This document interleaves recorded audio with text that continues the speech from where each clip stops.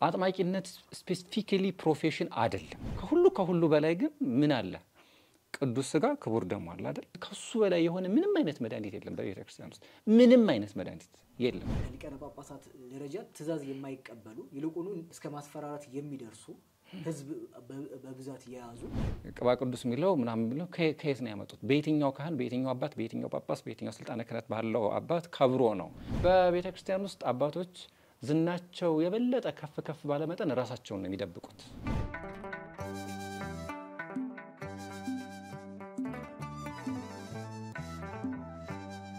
ሰላም ጤና ይስጥልን የተከበራችሁ ተመልካቾቻችን ከተዋህዶ ሚዲያ ማዕከል በየሳምንቱ የሚዘጋጅላችሁ አውደ ተዋህዶ ነው ሰዓቱን ጠብቆ ተዘጋጅቷል የዛሬው ርዕሰ ጉዳያችን አጥማቂያንና ቤተክርስቲያን የተሰኘ ይሆናል በቤተክርስቲያን በተለያዩ ጉዳዮች ላይ ከጥምቀት ጋር በተያያዙ የምናያቸው የምናስተውላቸው ከስርዓት የወጡ እንዲሁም ደግሞ ስርዓትን የማይመስሉ ጉዳዮችን በብዛት ያስተዋልን እንገኛለንና እነኚህ ጉዳዮች ወዴት ያመሩ ነው ምን ነገሮችን ይዟል ነገስ ምን ይፈጥራሉ የሚሉትን ከስርዓተ ቤተክርስቲያን አቋያ እንዲሁም ደግሞ ከቤተክርስቲያን ካለን ከልጅነትም አቋያ የምናየው ይሆናል በዛሬው ርዕሰ ጉዳያችን ሐሳቡን ሊያጋራን እዚህ አጠገቤ የሚገኘው ወንድሜ ኤልያስ አንተነህ ነው እንኳን ደህና መጣ እንኳን ደህና ቆየ መልካም እንግዲህ ከዚህ በፊትም በተለያዩ ርዕሰ ጉዳዮች ላይ እንዲሁ አውደ ተዋህዶ አጀንዳዎችን እየቀረጸ የተለያዩ ጉዳዮችን ይወያያል ለዛሬ ያዝነው አጀንዳ ማጥማቂያንና የቤተክርስቲያን አገልግሎትን በተመለከተ ነው ወይም ደግሞ አጥማቂያንና ቤተክርስቲያንን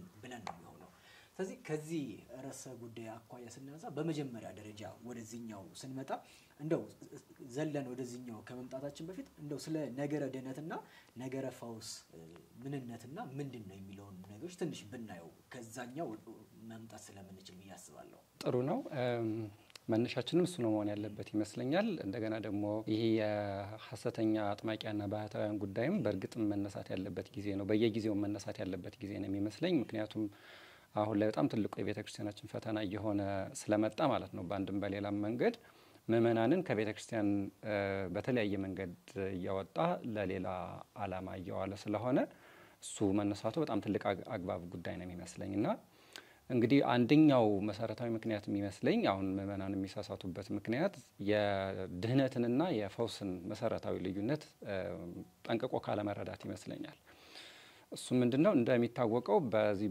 በቋንቋ እንትን ውስጥ አንድ ቃል ከአንድ በላይ ትርጉሞችን ሊሸከም ይችላልና መዳን ስንል ምን ማለት ነው ፈውስ ስንል ምን ማለት ነው ነገረ ድህነት ስንል ምን ማለት ነው የሚለውን በኦርቶዶክሳዊት ተዋህዶ ቤተክርስቲያን አውድና አግባብ በአባቶቻችን ትርጓሜ መሰረት ማየትና መረዳት ይጠይቃል እሱን እንግዲህ ድህነት ስንል ባጭሩ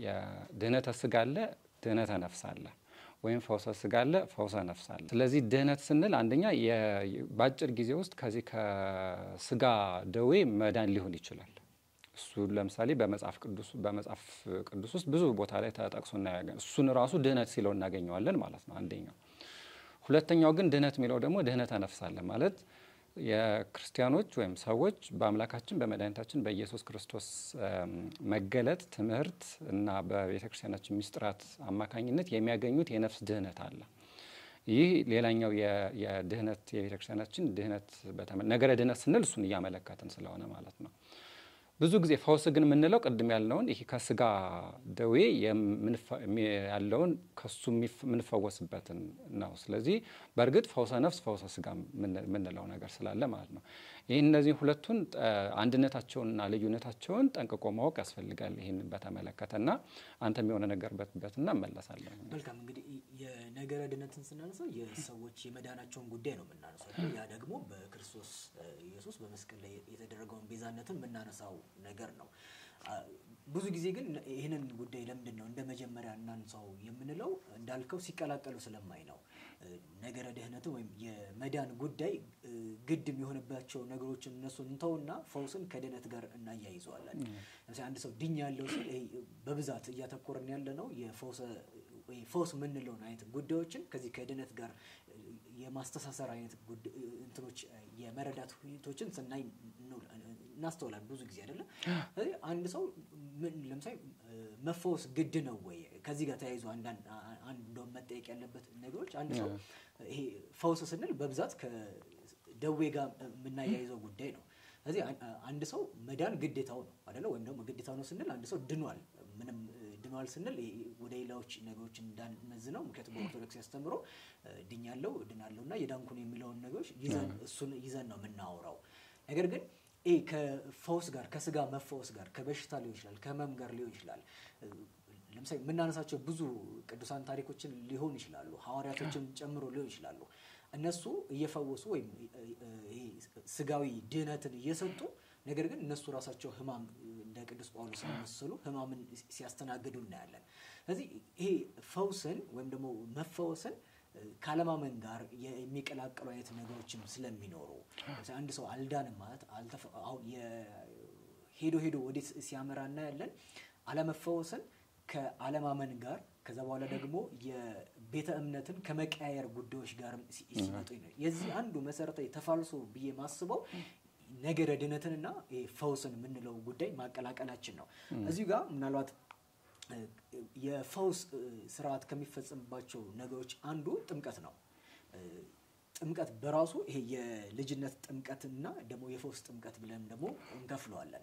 ስለዚህ እሱንም በራሱ ያለን መረዳትም ደግሞ እንዲሁ አንድ ልክ ነገረ ድነት ላይና ነገረ ፈውስ ላይ እንዳመጣ ነው ሐሳቦች ወይም ደግሞ እሱ ላይ ያልጠራ ጉዳይ አለ በመመናን ዘንድ ብለን እንደምናየው ሁሉ ጥምቀት ላይ የፈውስና የልጅነት ጥምቀት ሚለው ሲቀላቀል እናያለን።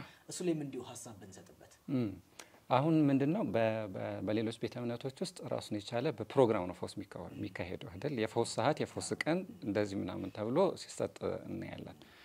በኦርቶዶክስ ቤተክርስቲያን እንደዛ የሚባል የለም ማለት እግዚአብሔር በሆነ ፕሮግራም ምናምን መጥቶ አይፈውስህም ማለት ፈቃዱ ከሆነና ከዛ መፈወስ ደግሞ የእግዚአብሔር ፈቃዱ መሆኑ ብቻ ሳይሆን ለአንተ የሚጠቅም ከሆነ ከዛ ደግሞ በማታቀው ምክንያት ሊሆን ይችላል በማታቀው መንገድ ሊሆን ይችላል የሚፈውስህ የግዴታ በሆነ አንተ በፈለከው ጊዜ ላይሆን ይችላል።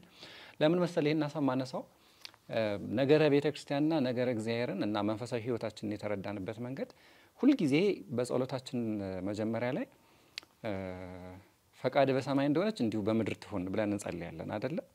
ፈቃድ በሰማይ እንደሆነች ማለት ያቺ በስላሴ ዘንድ ያለች ቅድስት የሆነች ፈቃዱ ምንም ነገር ቢሆን በእኛ ላይ በምድራውያን በእኛ ላይ እንዲሆን ጸልየን ነው የምንወጣው።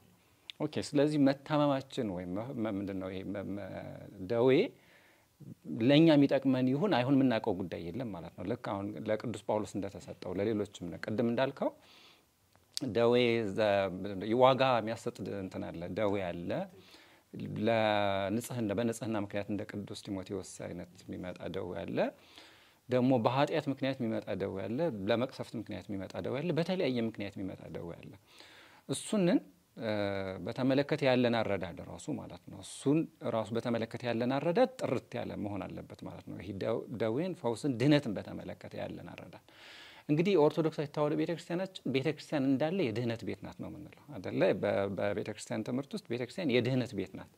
የድህነት ቤት ናት ማለት የስጋም የነፍስም ምንድነው የድህነት ቤት ናት። ቅዱስ ዮሐንስ አፈወርቅ እንደሚለው ሐኪም ቤት ናት እንደሚለው አይደለችም እንደሚለው ማለት ነው። ሐኪም ቤት ናት ማለት ለምሳሌ ቅዳሴ ላይ ምን ይላል? እመቦ ደዌ ህሊና ይላል አይደል? የህሊና ደዌ ያለበት አሁን ንቅረብ ለመድኃኒተ ጸጋ ይላል። ወደ መድኃኒቱ ንቅረብ ነው የሚለው። ስለዚህ ቤተክርስቲያን እንዳለ የፈውስ የድህነት ቤት ናት። ስንድን ግን የመዳኛ መንገዱ ግን ብዙ ነው ማለት ያንን አሁን ድህነት ስናወራ ይሄ ፈውስን በተመለከተ ድህነት ስንል አድማጮቻችን እንዲያስተውሉ ምን ፈልገው ነገር ወደ ፈውስን በተመለከተ ነው። እሱን በተመለከተ ነው የምናወራውና ስለዚህ እሱን ግን ፈውስ የምናገኝበት መንገድ ግን ብዙ መንገድ ሊሆን ይችላል። እግዚአብሔር አይመረመርም እንላለን አይደል? ስራውም አይመረመር ልክ እንደዛው ማለት ነው። በምን መንገድ እንደሚያድነኝ አላቅም። ከሚያድንባቸው መንገዶች ግን አንዱ ጥምቀት ነው። በጥምቀት ሊሆን ይችላል ወይም በእምነት ሊሆን ይችላል። ቤተክርስቲያን ውስጥ ባለው እምነት ሊሆን ይችላል። እናውቃለን ምእመናን አቧራው ዳብሰው ራሳቸውን ዳብሰው ሲድኑ እናያለን። ከሁሉ በላይ ግን ምን አለ? ቅዱስ ስጋ ክቡር ደሙ አለ አይደል? ይሄ የነፍስም የስጋም መድኃኒት የሆነ ማለት ከሱ በላይ የሆነ ምንም አይነት መድኃኒት የለም በቤተክርስቲያን ውስጥ ምንም አይነት መድኃኒት የለም። ከሱ ሲሰጥም ስጋዬን ብሎ በቃ ከሱ በላይ የሆነ መድኃኒት የለም። ስለዚህ ምን ማለት ፈልጌ መሰለ ኦኬ አንድ አባት በምን እንደሆነ አጣቀም ቤተክርስቲያን ሄደ አንድ አባት እንዲሁ ዳብሶ ልትፈወስ ትችላለህ ልድን ትችላለህ። እግዚአብሔር እንዴትም አድርጎ ሊያድነን ይችላል። ግን የኛ እምነት አለ እዛ ውስጥ። ኦኬ ስለዚህ ከሚያድንባቸው መንገዶች እንግዲህ አንደኛው ጥምቀት ነው። ጥምቀት እንደሚታወቀው ሁለት አይነት በሁለት መንገድ እንትን ሊል ይችላል። አንደኛው ይሄ በማየገቡ አማካኝነት የሥላሴ ልጅነት የምናገኝበት የድህነታችን የመጀመሪያ የሆነውን የድህነት ጥምቀት የሚባለው ጥምቀት አለ። የመጀመሪያው ጥምቀት እሱ አለ። እሱ ማንም ሰው አምኖ ቢመጣ ወይም የክርስቶስን የባህሪ አምላክነት የቤተ ክርስቲያንን ዶክትሪንና ዶግማ አምኖ ለሚመጣ ሰው በሙሉ የሚፈጸም ከዛ በኋላ ወደ ሌሎች ምስጢራት የሚያሸጋግር ጉዳይ ነው። ሁለተኛው ደግሞ በቤተ ክርስቲያናችን አሁን ከምናነሳው ርዕሰ ጉዳይ ጋር የተገናኘው በተለያየ ቅዱሳን አማካኝነት እግዚአብሔር ክብሩ ለቅዱሳን ከሰጣቸው ጸጋ አንዱ የፈውስ ጸጋ ነው አይደለ? በተለያየ ምክንያት የመፈወስ ጸጋ ያሰጧቸዋል ለቅዱሳን፣ ለሐዋርያቱም፣ ለቅዱሳኑም፣ ለሰማዕታቱም፣ ለገዳማውያኑም፣ ለመነኮሳቱም ከሰጣቸው ጸጋ ማለት ያንን ክብራቸውንም ከገለጸበት መንገድ አንዱ እሱ ነው። ስለዚህ አንዱ ጥምቀት ነው ማለት ነው። በዛ አማካኝነት በእሱ አማካኝነት የሚፈወስ የምትፈጽመው ምንድነው ድህነተ ስጋ አለ፣ በእሱ አማካኝነት አለ። ሁለቱም ማምታታት የለብንም ማለት ነው።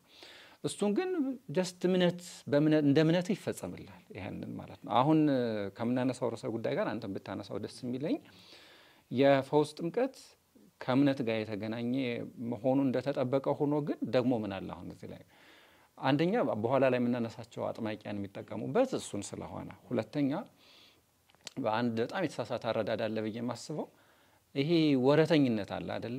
ልክ በቃ የሆነ ጥምቀት ወጣ ምናምን ሲባል ግር ብሎ እዛ ትሄዳለህ። ከዛ ይሆን እንደውም የሚነሳው እሱ ነው አይደለ? ፈውስን መመናን ፈውስ ለማግኘት የምንሄድበት ርቀት አንዳንዴ እንደው አንድ መምህር የሚሉት ነገሮች አሉና ቃሉ ምን ያህል ተገቢ ነው ለዚህ ቦታ የሚለውን ነገሮች እንተውና ምናልባት ግን እንዲሁ ሀሳቡን ከመግለጥ አኳያ እንደ ዘማ ሴት የማፈራረቅ አይነት ጉዳዮችን እዚህ የሆነ ነገር ተገኘ ሲባል ወደዛኛው የሚሄድ ሌላ ቦታ ደግሞ እንደዚህ እንደውም አንዳንዴ ምንድነው እዚህ ቦታ ያለ ጸበል ጥሩ ነው ወደሚል አይነት ይሄ የማነጻጸሪያ ጉዳዮች ሲመጡ እናያለን። ስለዚህ በራሱ ድህነትን ወይም ፈውስ ስጋ የምናገኝበትን የጥምቀትን ጉዳይ እሱን ፈውስ ለማግኘት የምንሄድበት ርቀት አንዳንዴ አሁን የተዛባውን ሀሳብ እንዲያመጡት ያደርገዋል። ስላነሳው እንዲሁ ልጨምርበት ብዬ ነው። ይሄ በጣም እንትን ይሄ ምንድነው በኦርቶዶክሳዊነት በነገራችን ላይ ይሄ ኦርቶዶክሳዊ የሆነ ጥልቅ የሆነ አረዳድ ይፈልጋል።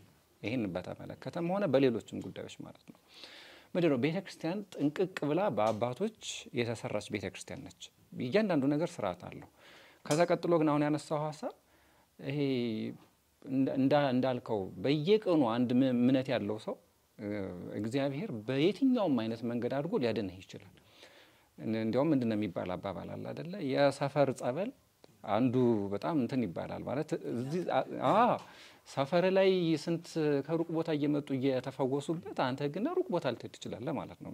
ልክ ነማን እንዳነሳው የውሃ ዛባናና ፋርፋ አለ እንዳለት ነው። እና ልክ እንደሱ አይነት ስለሚሆን በእኔ እምነት የሚያድንህ ልክ ያቺ ክርስቶስ 12 ዓመት ደም ይፈሳት የነበረች ሴት ሂጄ የልብሱን ጫፍ ብዳስስ እድናለሁ ስትል ብላ በመነሳቷ እምነቷን ያዳናትና አንቺ ሴት እምነትሽ አድኖሻል ያላት።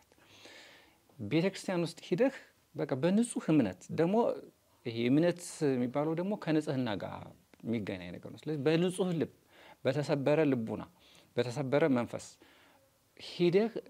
ሂጄ ቤተክርስቲያንን ሂጂን ዳባብሽ እድናለሁ ብለህ ካመን ልድን ትችላለህ። እምነትህ ነው የሚያድን እዛ ጋር ማለት ነው። ቅድም ያልከው ሀሳብ በጣም እንትን ነው። አሁን ይሄ አንደኛው ነገር እምነትም የማጣት አንድ ይመስለኛል። ሁለተኛ አሁን በኋላ ላይ እናነሳዋለን ይሄን እንደዚህ የሚያደርጋቸው ነገር በጣም አደገኛ የሆነ ታምር ፍለጋ አለ። በቃ የሆነ ቦታ ላይ እንዲህ ነው ከተባለ ትሄዳለህ በቃ እግዚአብሔር ምንም ታምር ሳያሳይ ሊፈውስ ይችላል። በነገራችን ላይ ስለ ታምር በኋላ ስለምንመጣበት ብዬ ነው። ስለዚህ እሱ ሊሆን ይችላል። ሶስተኛ ራሱ ጥምቀት የሚፈጽሙ አካላት እዛ ላይ ደግሞ የሚሰሩት ፕሮሞሽንም አለ ደግሞ አይደለ? በተለያዩ አካላት በሚታወቁ ሰዎች በምናምን የሚሰራ እንትን አለ። ስለዚህ እሱም እንደተጠበቀ ሆኖ ማለት ነው ይሄንን ማንሳት አለብን በሚል ነው። መልካም። ስለዚህ ይሄንን ይሄኛውን ርዕስ ከነገረ ድነት ከፈውስ ጋር በተያያዘ ሁኔታዎች ውስጥ መመናን ነው ይሄንን በደንብ ሊያሰፉበት እንዲሁ ለጭላንጭል ያክል ነው እንደው ሐሳብ ለመስጠት ያክል እንጂ ሊቃውንቱ በደንብ ነው የሚተረጉሙት ከነገረ ድነት ጋር ያለው የቤተክርስቲያን አስተምሮ ምንድነው ከፈውስ ጋር ያለው ነገሮች መፈወስ ግድ ነው ወይ ቀደም ስናንሰው ስለነበረ እሱም አንድ የሚነሳ ጉዳይ ነውና መመናን አንዳንዴ ካልተፈወስኩኝ የሚሉ አይነት ሰጣገቦች ሲሄዱ ለዛም ነው ይሄ የማቀየር ጉዳዮች መጡት ከአንዱ ቦታ አንዱ ቦታ መጣ ወደ መጣል ደረጃ የሚደርሱት ይሄ ጸበል ይሻለኛል ይሄ ጸበል የሚባሉ ተለምዷዊ የሆኑ ጉዳዮችን ማምጣት የሚጀምሩት አንድ መፈወስ ግድ ነው የሚል ውስጣችን የነገርነው ዕውቀት አለ የልማድ ዕውቀት አለ ስለዚህ ካልተፈወሰን እምነታችን እየተሸረሸረ እንደሆነ እምነታችን እየተፈተነ እንደሆነ ስለዚህ በዛ አጋጣሚዎች ደግሞ ወደ ሌላ ቦታዎች ውስጥ ሄዶ እንግዲህ ትልቅ የሚባሉ እምነት ነው አይደለ ወይ ሃይማኖት ነው ሃይማኖትን እስከ መካድ የሚደረሱ ደረጃዎች የሚደረሰው ለመፈወስ ያለን ጉጉት መጓጓት ብለን ልናየው እንችላለን ስለዚህ እነሱ ናቸው ከዛ በዘለለ ይሄ ፈውስ ከምናገኝባቸው መንገዶች አንዱ ጥምቀት ነው ስለዚህ ጥምቀትን ደግሞ ሁለቱንም ማየት ልናገኝ የልጅነት ጥምቀት ምንለው እንዲሁም ደግሞ የፈውስ ጥምቀት የምንለው ነገሮችም እንዲሁ መመናን በደንብ ሊያስተውሉት እንደሚገባ ነው ከዚህ ጋር ተያይዞ ምናልባት አሁን ወደ ዋናው ጉዳይ እንምጣ አጥማቂያን ወደሚባሉት ጉዳይ ስለዚህ አጥማቂያን ስንመጣ ከነሱ ጋር የመጀመሪያው ከሚመጡት ነገሮች አንዱ አሁን አጥማቂነት ሙያ ሆኗል ብዙ ጊዜ እያስተዋልን ያለነው ጉዳይ ፕሮፌሽን ነው ሆኗል ልክ የሆነ ነገር አንድ ሰው በሌሎችም የስልጣን ክህነትም ሂደቶች ውስጥ እንደ ፕሮፌሽን እንደ ሙያ መታየት ጀምሯል ተገቢ ነው ብዬ ባላምንም ደግሞ ቤተክርስቲያን እንደዛም ባታስተምር ክህነት ማገልገያ መሆኑ እንዳለ ሁሉ ደግሞ ክህነት በራሱ የሚሰጥ ጸጋ ማገልገያም ነው የመጀመሪያው እሱ ነው ከዛ በዘለለ ግን ሙያ ስናረጋው ወይ ፕሮፌሽን ስናረጋው በራሱ የሚስታቸው ነገሮች አሉ እንደ ሃይማኖት አባትነት ወይም እንደ ሃይማኖት አገልጋይነት ያንን ያስትና ወደ ሌላ አይነት ነገሮች ውስጥ ይመጣል ሰራተኛ ወደ ማድረግ ይመጣል ስለዚህ ሰራተኛ ሲኮን ደግሞ ተረኛ ከመሆን ጋር ተራ ከመጠበቅ አኳያ ይሄድና መሰረታዊ የሆነውን የሚጠበቅበትን አንድ ዲያቆን ወይ አንድ ቄስ የሚጠበቅበትን ስራ የዕለት ተዕለት ስራ ከማድረግ ወደ ፈረቃ ወደ መጠበቅ ደረጃዎች ውስጥ ይመጣል ስለዚህ እነሱን ወደሱኛው መግባቱን እንተውና ግን አጥማቂያን ስለሆነ የዛሬው ርዕሰ ጉዳያችን አጥማቂነትን ስናየው አንዱ የሚደረግ ነገር አጥማቂነት ልዩ ጸጋ ሲደረግ ይታያል አጥማቂ በራሱ የአጥማቂነት ልዩ ጸጋ ወይስ ክህነት ላለው የሚሰጥ ነው የሚለውንም እንዲሁ ብናየው ጥሩ እንትን ነው ቅድም ያነሳው ነጥብ ላይ እኔ አንዳንድ ምዕመናን ወይም ክርስቲያኖች ፈውስ ፍለጋ ብለው እምነት ቤተ እምነት የሚቀየሩ ሰዎች የመጨረሻው የደዌ ወይም የመጨረሻው ህመም የሃይማኖት ህመም ነው ይህን ማወቅ አለብን በሃይማኖት መታመምና ይሄ በቤተክርስቲያን ውስጥ ኃጢአት ህመም ነው በነገራችን ላይ በኦርቶዶክሳዊ ተዋህዶ ቤተክርስቲያን አስተምሮ መሰረት ኃጢአት ህመም ነው እና ይሄ ንስሐ የሚባለው እንዳለ ቀኖና የሚባለው ደግሞ ከህመምህ የምትፈወስበት ትሪትመንት ነው እና እንደዚህ አይነት አረዳዳል ስለዚህ አንድ ሰው ከዚህ ከስጋዊ ፈውስ ለመዳን ብሎ ወደ በጣም ወደ ከፋውና ወደ ትልቁ ህመም እየገባ ነው እሱን ፍለጋ ወደ ሌላ ሲሄድ ማለት ነው እና እሱን በጣም ማስተዋል ያስፈልጋል ማለት ነው እግዚአብሔርን ጋር ሆነህ የፈለገውን መከራ በተቀበል ይሻላል ከእግዚአብሔር ውጭ ሆነህ በድሎትም በጤናም ከመታገይ ማለት ነው እሱን ማስተዋል አንድ ጥሩ ነገር ነው ወደ አነሳው ነጥብ ስመጣ አሁን በጣም ብዙ የተሳከረም የተወዛገበም ግራ የተጋባም ነገር ምናየው ነገር ምንድነው አሁን ከመቼ ጥናት ይፈልግ ይሆናል አላቅም ግን ከመቼ ጀምሮ እንደ አይነት ነገሮች እኔ ባለኝ ንባብ ባለፉት እንግዲህ 3 ዓመታት ምናምን እንደዚህ አይነት ብቅ እንዳሉ ያያዩዋቸው ነገሮች ያሳያሉ አጥማቂነት ስፔሲፊካሊ ፕሮፌሽን አይደለም በቤተክርስቲያን ውስጥ በገዳማዊ ህይወት በክህነት አገልግሎት የጸሎት ህይወት ወይም ሌላ ተጋድሎ ሳይኖረው አንድ ሰው ማጥመቅ ብቻ አገልግሎቱ የሆነ አባት ወይም ቅዱስ ወይም ሰማዕት ወይም ጻድቅ ወይም ክርስቲያን አግኝተን አናቅም ሰምተንም አናቅም በቅዱሳን ገድል ይህን ነግሮን አያውቅም እና ከዛ ይልቅ ፈውስ ምንድነው ወይም ይሄ ፈውስ ከምን ይመነጫል ካል ለምሳሌ ቅዱስ ጴጥሮስ ጥላውን ሲጥልበት ተፈውሷል አይደለ ቅዱስ ጳውሎስ በልብሱ እንትን ፈውሷል የታመሙትን የንጽህናቸውና የመንፈሳዊ ህይወታቸው ነጸብራቅ ነው የሚያመጣው ፈውሱን ማለት ነው። አንድ ሁለተኛ ማጥመቅ፣ መናዘዝ፣ መባረክ በቤተክርስቲያን ውስጥ ይሄ ክህነት ስልጣነ ክህነትም ቅስና ከቅስና በላይ ያለው ሰው ስልጣን ነው። እሱ የሌለው ሰው ምንም ይህንን የማድረግ ስልጣን የለውም። አሁን አንዳንድ አጥማቂያን እንደዚህ አይነት ይሄ ጥያቄ ሲነሳ ሄደው የማይገባቸው እንትን የሚያገኙ እንዳሉ እናውቃለን። በዚህም በተመለከተ ማለት ነው። ስለዚህ እንደ ልዩ ጸጋ እንደ ልዩ ሙያ ምናምን አይታይም። በኦርቶዶክሳዊ ተዋሕዶ ቤተክርስቲያን መሰረት ቤተክርስቲያን አንደኛው ራሷን ከምትገልጥበት መንገድ አንዱ ሐዋርያዊት ነች ነው አይደለ? ምን ማለት ነው? ጌታ ለሐዋርያት የሰጠው ስልጣነ ክህነት አለ። ከዛ ስልጣነ ክህነት የሚመጣ ሚስጥራትን የመፈጸም ጸጋ አለ። ከዛ ሚስጥራትን የመፈጸም ጸጋ ውስጥ ደግሞ በቤተክርስቲያናችን ትምህርት አማካኝነት ሰባቱ ሚስጥራተ ቤተክርስቲያን ውስጥ አንዱ ሚስጥረ ቀንዲል የሚባል አለ። በቅባ ቅዱስ አማካኝነት ፈውሰ ስጋ የሚሰጥበት ሚስጥር ነው። እሱን ለመስጠት ምን ይፈልጋል? ስልጣነ ክህነት ከቅስና በላይ ያለ ማዕረግ ይፈልጋል። ለማጥመቅ ክህነት ይፈልጋል። ክህነት የሌለው ሰው ይህን ያደርጋል። ይሄ የቤተክርስቲያን ሐዋርያዊ የሆነ ስርዓቷ ነው፣ መሰረቷ ነው። እና ቅባ ቅዱስን በተመለከተ አሁን የምናየው ምንድነው? ለምሳሌ ከየት እንደመጣ ማይታወቅ ቅባት አለ ማለት በቤተክርስቲያን ውስጥ የትኛውም ንዋየ ቅድሳት የምንላቸው የትኛውም ማለት ጃንጥላም ይሁን እምነትም ይሁን የትኛውም መባ ይሁን ሲመጣ በጸሎት ከብሮ ነው ንዋያተ ቅድሳት የሚባል ስም ተሰጥቶት ለአገልግሎት የሚሆን ቀባሚሩን ተቀበል ራሱ ጸሎት ይደረግበታል። እጣን ራሱ ሲመጣ ዝም ብሎ ከገበያ መጥቶ እንትን አያደርግም እኮ አገልግሎት ላይ አይውልም። ስለዚህ በቤተክርስቲያን አባቶች አማካኝነት የሚዘጋጅ አለ ለዛ ፈውስ ያገለገለ ማለት ነው። እነዚህ አጥማቂያን የሚገለገሉበት ለምሳሌ ቅባት ከየት ነው የመጣው ማለት ይሄን ጠይቀን እናውቃለን ማለት ከየት ነው ያመጡት? ቅባ ቅዱስ የሚለው ምናምን ብለው ከየት ነው ያመጡት? በየትኛው ካህን፣ በየትኛው አባት፣ በየትኛው ጳጳስ፣ በየትኛው ስልጣነ ክህነት ባለው አባት ከብሮ ነው የሚለውን ማንሳት ያስፈልጋል።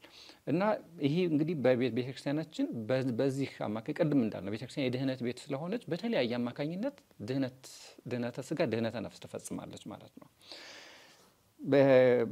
ይህንን እንግዲህ በተመለከተ እንደ ክህነት ያለው ማንኛውም ሰው ሊፈጽመው የሚችለው ነገር ነው። ክህነት ያለው ስንል ከቅስና በላይ ያለው ማለታችን ነው። ሊፈጽመው የሚችለው ነገር ነው ማጥመቅ እንጂ ስፔሲፊካሊ አንድ ሰው እንደ ሙያ እንደ ፕሮፌሽን ይዞ የሚፈጽመው ጸጋ ወይ የሚፈጽመው እንትን አይደለም። ከየት እንደተገኘ አላውቅም። ከየትኛው አሁን ቢነግሩን ደስ ይለናል። እውነት ለመናገር ከየትኛው መጽሐፍ ከየትኛው ምንጭ ቤተክርስቲያን ለእያንዳንዱ ነገር ምንጭ አላት አይደል? ሐዋርያዊ ምንጭ አላት። ምክንያቱም በሐዋርያት መሰረትና በነቢያት መሰረት ላይ የታነጸች ቤተክርስቲያን ስለሆነች ከባህሪዋም አንዱ ሐዋርያዊነት መሆኑ ነው። ስለዚህ ሐዋርያዊ የሆነ ምንጭ ሳይኖርህ ዝም ብለህ ከምድር ተነስተህ የምትፈጽመው ነገር አይኖርም ማለት ነው። ስለዚህ በዚህ አማካኝነት አጥማቂያን በአንድ የተለየ እንደሙያ ዘርፍ ለምን ይዘውት እንደመጡ እናውቃለን። ለምንድነው ይሄ የሆነው? አንደኛ በቤተክርስቲያን ውስጥ ታይቶ አይታወቅም ማለት በቤተክርስቲያን ታሪክ ታይቶ አይታወቅም። በቤተክርስቲያን ትውፊት ታይቶ አይታወቅም። በቤተክርስቲያን ስርዓት ታይቶ አይታወቅም። ይህን አይነት በተለየ መንገድ ማለት ነው። አንድ አባት በቅድስናው አማካኝነት ቅድም እንደተናገረው ሊፈውስ ይችላል። አንድ ካህን ክህነት ስልጣነ ክህነት በጣም ትልቅ ጸጋ ስለሆነ ማለት ነው በነፍስንም በስጋም ላይ የሰለጠነ ነው አንድ ካህን ማለት። ስለዚህ ከሱ ተነስቶ ሊፈውስ ይችላል እንጂ ዝም ብሎ ሊሆን አይችልም። በራሱ እዚህ ጋር ቢነሳ መፈወስስ ግድ ነው ወይ?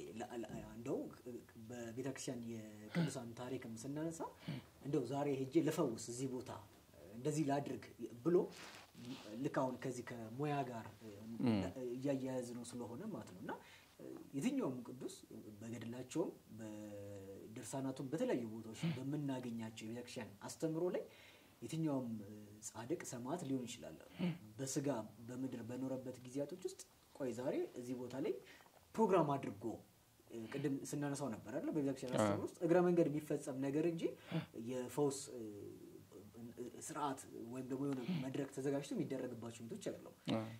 አሁን ላይ ግን እንደው እነሱ ነገሮች እየታጡ ነው የመጡት አይደል? ልክ እንደው ወደ በኋላ ላይ እንመጣበታለን ብዬ ተስፋ አደርጋለሁና ማስታወቂያዎች ተነግሮ ከላይ ይመጣል ተብሎ እንደዚህ ይደረጋል ተብሎ የፈውስ ፕሮግራሞች አሉ ተብሎ ትምህርት የሌለበት ምናልባት ትምህርትም ከሆነ ደግሞ አጭር ሰዓት እንደው ከሰዎች ወይም ደግሞ ምዕመናን ሊማሩት የሚገባውን ነገር ብቻ ሰው የተወሰኑ ነገሮች ለትምህርት ጊዜ ይሰጥና አብዛኛውን ሰዓቱን የፈውስ አይነት ስርዓቶች ይካሄዳሉ።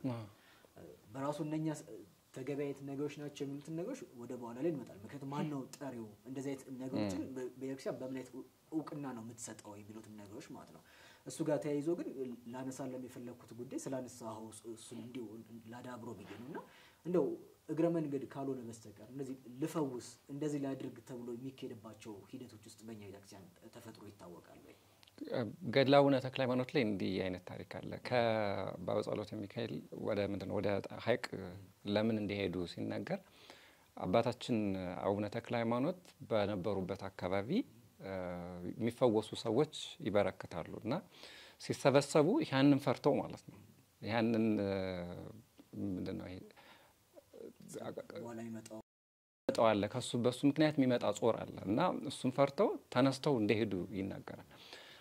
አባቶቻችን ወይም ቅዱሳን አሁን በየትኛውም ገድል ውስጥ ዝም ብለ የትኛውም ጻድቅ ሰማዕት ወይም የትኛውም ገዳማዊ ገድል ብታየው እኔ ልፈውስ ነው ብሎ ምንድነው ማስታወቂያ አስነግሮ አዋጅ አስነግሮ ከዛ ጠብቁኝ ብሎ ፕሮግራም አስይዞ ከዛ እንደዚህ ረጫቸዋለሁ ብሎ ሲፈውስ የለም። እንደዚህ አይነት እንትን የለም። አሁን ይሄ ለምን መጣ የሚለው ነው ማለት ይሄ በቤተክርስቲያናችን የሌለ ለምን መሰለ በቤተክርስቲያናችን ውስጥ አሁን እውነተኛ ለምሳሌ እውነተኛ በነገራችን ላይ አጥማቂያን ስንል ቤተክርስቲያን አሳይን ያደረገቻቸው የመደበቻቸውን እውነተኛዎቹን በጸበል የሚያጠምቁትን ምናምን አባቶች እየተናገርን አይደለም። ይሄንን መለየት አለብን። ስለ ሐሰተኛ አጥማቂዎች ነው የምናወራው። በራሱ ግን እዚህ ጋር እኔ ጥያቄ ያለኝ አጥማቂያን ተብሎ በራሱ መመደብስ አንዳንዴ እንቱን አካሄዱን አያጠፋውም ወይ? ምልክ አሁን ልክ እንዴት ነው ሙያ ያረጋውም ወይ? ሙያ ሳይሆን ቀዳሽ ብለን እንደምታረጋው ሁሉ ለሆነ ለጥምቀት አገልግሎት አጥማቂ ብለን ስትመድብለት እሱስ የሚያጠፋው ነገር አይኖርም። እሱን ምን መሰለ አሁን በቤተክርስቲያን ውስጥ እንደ ሙያ አይደለም የምትመድበው እኔ እስከሚገባኝ ድረስ እንደ ሙያ ሳይሆን ደሞዝ ከከፈልክ ለምሳሌ ልክ ቅዳሴ ስትቀድስ ሰሞነኛ አለ አይደለ? ሰሞነኛ ቀዳሽ አለ። ስለዚህ ዝም ብሎ ጸበላውን ሂደህ እንትን አትልም አይደል? በቤተክርስቲያን ውስጥ ማለት ምን አለ ለምሳሌ የትኛዎቹም የጥምቀት መካናት ወይም ቦታዎች ላይ ብንሄድ እውነተኛዎቹ ማለት ይሄ ነው አስቀድሞ ጸሎት ይደረግበታል። ከዛ ገድላት ይነበባል። እዛ በጣም ብዙ ገድላት ይነበባል። ምክንያቱም ለቅዱሳን የተሰጣቸው ቃል ኪዳን አለ በዛ ውስጥ ገድላት ይነበባል። ከዛ እሱን ደግሞ የሚመጡ እንትኖችን ክርስቲያኖችን ወይ የሚመጡ ተጠማቂያንን ደግሞ የማጥመቅ እንትን አለ እዛ ጋር ቅድም እንዳልነው ካህናት ስለሆኑ የሚያጠምቁት ማለት ነው። ስለዚህ አንድ ሰው እዛ ጋር የሚመደበው እንደ ፕሮፌሽን አይመስለኝም ቤተክርስቲያን ውስጥ እንደ አንፃር መሰለሱ ነው። አንዳንዴ እነኛ ነገሮች ይሄዱና እነኝን አጥማቂያን የሚባሉትን ሰዎች እስከ መቅጠር ደረጃ የሚደርስባቸው ነገሮች ውስጥ እናያለን። ይሄንን ስንል ከምናኳያ ነው ማለት እነኚህ ምን ሰጣቸው ክፍተቶች እንዲደረግ የሚባሉ ነገሮችን የሆነ ማጥመቅን የሆነ ሰው ብቻ የሚታየት ነገሮችን ምክንያቱም እንደዛ አይነት እንቶች ስለ ለምን አይነት ሰዎች እንደሚደረጉ እናውቃለን። ወዴት ይላል መጨረሻ መነኮሳትን መርጦ በየአድባራቱ በየሆነ ቦታው ላይ ወደ መደባየት ደረጃዎች ይመጣልና እነሱ ነገሮች ትንሽ የቤተክርስቲያን የማጥመቅ ስርዓቱን ወይም ደግሞ እነኚህ የሚደረጉትን ነገሮች ለመልካም ተብሎ የሚታሰቡትን ሂደቶች ቅርጻቸውን እየቀየሩ ያመጣቸዋል የሚል ስጋት ስላለኝ ነው። ምናልባት ግን እንዳልከው እውነተኛ የሚያጠምቁትን በትክክል የሚገባቸውን አካሄዶች የሚፈጽሙትን እነሱን ከመናገር ሁኔታዎች እነሱን ከሞቀስ የመነጨ አይደለም። እሱ አይደለም። እሱ ክፍተት ግን እነኚህን ጉዳዮችም እያመጣ ስለሆነ አሁን በየገጠር አብያተ ክርስቲያናት ሊሆን ይችላል በተለያዩ ጉዳዮች እነኚህ ነገሮች ልክ ቦታን የማግነን የሆነ ነገር የማድረግ ነገሮች የሚፈጠርባቸው ጉዳዮች አንዱ እነሱ ናቸው። ከዚህ ጋር ያይዘን እንደውም ቀጣዩን ርዕሶች ብናነሳው ያስባለሁ። ምክንያቱም አንደኛው መነሻው እሱ ስለሆነ ማለት ሐሳብን ካቆምክበትም ልትቀጥል ስለምትችል ማለት ነውና ግን ጨምረ እንትን ይሄ ሁሉ ለምሳሌ አጥማቂያን መብዛት እንደዚህ አይነት ፈውስ እንሰጣለን የሚሉ ሰዎች መበራከት ከምን የመጣ ነው የሚለውን ነገሮችም እዚህ ውስጥ ማየት ስለምንችል ብዬ ስለማሰብ ሐሰተኛ አጥማቂያን ያለው ለምንድን ነው እንዳልኩት በጥንቃቄ ማየት አለብን ጉዳዩን በየትኛውም ጥምቀት ቦታ ላይ ካህናት እንዳልኩት እንትን ሊሉ ይችላሉ። ያንን ሚስጥር ነው በነገራችን ላይ። ለምንድን ነው ይሄንን መናገር ያስፈለገ መሰለህ? በኦርቶዶክስ ቤተክርስቲያን ይሄ ላይፍ ኢዝ ሳክራሜንታል ይባላል። ማለት በቤተክርስቲያን ውስጥ ሁሉም ነገር ሚስጥር ነው። ያን ሚስጥር ደግሞ በተለምዶ ሰባቱ ሚስጥራት ቤተክርስቲያን እንላለን እንጂ ከዛ ውጭ ሆኑ ሚስጥራት በቃ ቤተክርስቲያን የሚስጥር ቤት ናት። ያንን ሚስጥራት ደግሞ የሚፈጽሙት ካህናት ናቸው፣ ስልጣነ ክህነት ያላቸው እንትናቸው። ስለዚህ እሱን ሚስጥር ለመፈጸም የተቀመጡትን አጥማቂዎች እየተናገርን አይደለም። ይሄን በአጽንኦት ማስታወስ ፈልጋለሁ። ግን በጣም የሚያስገርመኝ ነገር ምን መሰለህ? አሁን ማየው ነገር ኦኬ፣ እነዚህ አይነት ነገሮች ለምንድን ነው የሚመጡት? ይህን ከማየታችን በፊት አንደኛ ለምሳሌ በቤተክርስቲያናችን ውስጥ በጣም የስርዓት አምልኮም የትምህርትም የስብከትም የምንም መደምደሚያና ማዕከል የሆነው ለምሳሌ ቅዳሴ ነው አይደል?